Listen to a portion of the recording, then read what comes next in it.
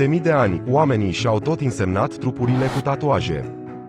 Acest tip de design permanent, uneori simplu, alteori extrem de complicat, dar mereu cu un înțeles personal, a servit în diverse scopuri, de la indicator al statutului până la simbol al credinței sau mijloc de transmitere a mesajelor secrete. În 1981 au fost descoperite mai bine de 20 de figurine umane din lut în nord-estul României, la Cucuteni. Toate aceste figurine aveau sculptate de-a lungul corpului decorații complexe. Figurinele umane au fost create de cucutenieni, oamenii care au trăit în perioada 4800-3000 înaintea erei noastre, iar specialiștii susțin că ele trebuie să fi jucat un rol important în viața acestei culturi. Unii oameni de știință au interpretat aceste linii drept reprezentări ale modificărilor corporale. Ar putea fi tatuaje, susține arheologul Douglas Bailey, de la Universitatea San Francisco. Unii spun că este vorba de haine sau că ar putea reprezenta altceva, ceva ce noi nu putem înțelege. Adevărul este că s-ar putea să nu dezlegăm niciodată misterul legat de modelele de pe corpul figurinelor de la Cucuteni. Iar dacă privim dintr-un alt unghi, s-ar putea ca această lacună să fie neimportantă. Ceea ce este important este faptul că oamenii care au trăit în acea perioadă foloseau suprafața corpului pentru a comunica idei, indiferent că era vorba de mesaje legate de apartenența la un grup sau de identitatea individuală.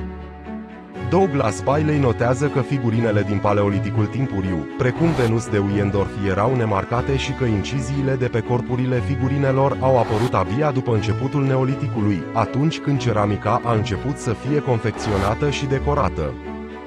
În neolitic, oamenii realizau incizii în vase cu ajutorul unui obiect ascuțit.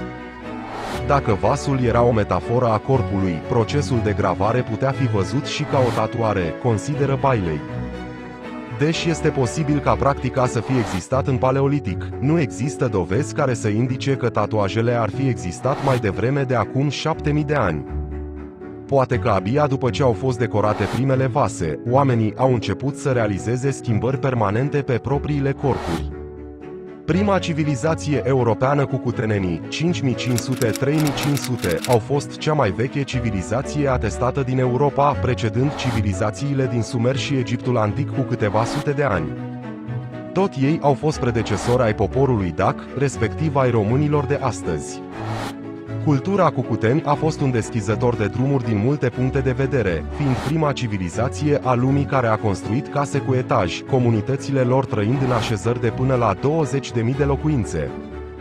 Cucutenenii au lăsat în urmă o ceramică unică în Europa, lucrau manual și decorau obiectele în spirală, având roșu, negru și alb ca și culori caracteristice. Singurele asemănări găsite au fost cele cu ceramica unei culturi din China neolitică, apărută însă la 1000 de ani după cea europeană. Un element important al ceramicii și picturii cucutenilor era motivul lupului, deseori reprezentat pe ceramică prin dansatori cu măști de lup.